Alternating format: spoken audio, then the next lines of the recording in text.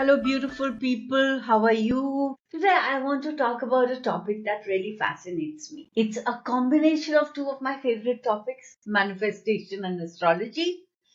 How we can unlock wealth, how we can manifest abundance by using astrology. You know how it is? There are some people who are born blessed. They get everything so easily. And then there are the rest of us. We are always struggling, not only to get what we want, but we are also struggling with what to manifest and how to manifest. We continuously second guessing ourselves. Are we being clear enough? Are we going 90% of the way? How much effort do we have to put in? Are we sabotaging ourselves? Are our dreams just not meant to be? Are we doing the inner work? And believe me, all those questions are exhausting. And then we look at these people who are blessed. The stars align just in the right way for them, making it easy to manifest. Well, my friends, welcome to the fascinating world of astrology. Astrology and manifestation. It's not just about your sun sign, it's about timing. It's about how the right planet, the right time can help you into manifesting abundance into your life. It's about understanding how to work with the energies of different planets and unlock a whole new level of prosperity. See, everyone's given strengths. To manifest, we can start by harnessing our God given strengths. There are 12 zodiac signs, 12 different energies that can help manifest or then that can impede our manifestation. Let's talk about Aries, the first of the birth signs, often known as the infant of the zodiac. Aries is all about I, me, myself, I want. So this person is ideal for new beginnings, fresh start. He will steamroll all kinds of roadblocks and he will be all about me, I want, and he'll be so enthusiastic. Perfect for a fresh start. Believe me, that project will be a success. Now you have the second birth sign, Taurus, stability, slow growth. So when you're going to build a team, when you're going to build something which takes a period of time, which takes planning, etc., put a Taurus in charge of it. That is how using zodiac signs works. Next, let's talk about the role of the sun in manifestation. Now, sun is the individual's core personality. The sun has a very strong gravitational pull. It is the glue that holds everything together. See, you have Leos, ruling planet, the sun, natural born leaders, and amazingly creative. So, such people, their wealth can multiply if they position themselves as an entrepreneur, as a leader. Conversely, we have Aquarians. Aquarians are people who thrive in community oriented projects. So, for them, the path of prosperity is totally different. They will thrive in teams, in social situations. So, that is how you leverage your zodiac sign to gain wealth. But remember, sun sign is not the be all and end all as far as manifestation goes. It just provides a blueprint for recognizing the potential wealth avenues. There are other planets, there are the placement of these planets, there are transits. Let's talk about them. First, let's talk about the planets of abundance. The leader among them is Jupiter. It has the power of luck and expansion. It's the ultimate abundance bringer. Its placement by sign and house shows where you can naturally experience growth and prosperity. The house placement, if you have Jupiter in second house is finance. If you have Jupiter in ninth house is travel and education. And then you can have the harmonious aspects, trines, sextiles. These can amplify Jupiter's blessings. Or there can be challenges like squares, oppositions. These will signify obstacles in the growth. Then you have Venus. Venus is the power of love and money. Venus is luxury, opulence. So its placement highlights how you attract resources and enjoy life's luxuries. For example, Venus in Leo attracts abundance through creativity and expression because Leo is leadership. Whereas when you have Venus in Virgo, Virgo is practical, it's service oriented. So when you have Venus in Virgo, you will attract abundance through service. House. 10th house, Venus for career related success. Now, let's come to something very interesting, that is Mercury retrograde and abundance. Mercury retrograde. I even did a video on it. It's famous or infamous for miscommunication, for technology glitches, and can pose potential challenge in abundance manifestation. There is so much hype. People have made it a scapegoat for everything, for all our daily inconveniences, for the breakdown of our cars and all that kind of thing. But Mercury retrograde is a wonderful opportunity to go inside, to slow down, to reflect, to course correct our path towards our abundance. It is the ideal time to revisit abandoned projects, to revive dormant projects. When we are in Mercury retrograde, we can actually reassess our aspirations, rebuild our foundations, and course correct. Retrograde is not the time to push forward, but a time to plan strategically. It is a phase for detailed research, for revising previous projects, for laying stronger foundations. Normally, people always look at Mercury retrograde as the cosmic scapegoat for our daily inconveniences. But actually, it is the time to revive your old projects and to position your project just right to get success. Now, let's talk about astrological houses linked to wealth. There are specific houses that are directly linked to wealth and abundance. The two very important ones are the second and the eighth. Now, the second house is the house of possessions. And for personal wealth, you are always going to evaluate and look at your material possessions. It is not only the car you drive, the house you live in, and all. No, it is also your skills, your self esteem. If someone has Jupiter in second house, the person becomes quite the hoarder. That person is naturally attracted to creation of wealth. Similarly, if you have Mars in your second house, that is the planet of action, of drive.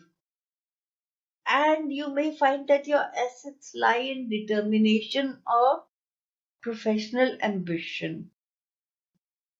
Now, let's talk about the eighth house, the house of shared resources. Eighth house is transformation, deep changes. This is reinvention of your identity and also of shared resources.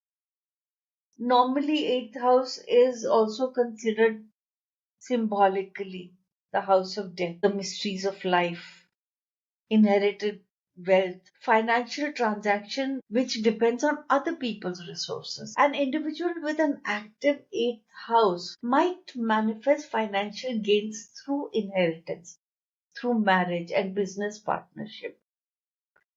Now, if Venus is in your eighth house, you may find prosperity through your partner, through a fruitful business partnership. If you can see this kind of a trend in somebody, you know this person is going to marry rich. Now let's talk about astrological transits towards manifesting abundance. First of all, let's talk about the prosperous transits. Naturally, when when planets pass through certain houses and aspects of our natal chart, they activate unique energies, potential for growth and abundance. For example, let's again go to Jupiter. Jupiter traversing through your second house of value and income means wealth acquisition. Just Jupiter traveling through your second house doesn't mean that you're going to get wealth. There are other conditions also. And plus, you have to do the work. Pay heed to certain aspects. Where is Mercury in the chart at that time? Does it directly aspect Jupiter?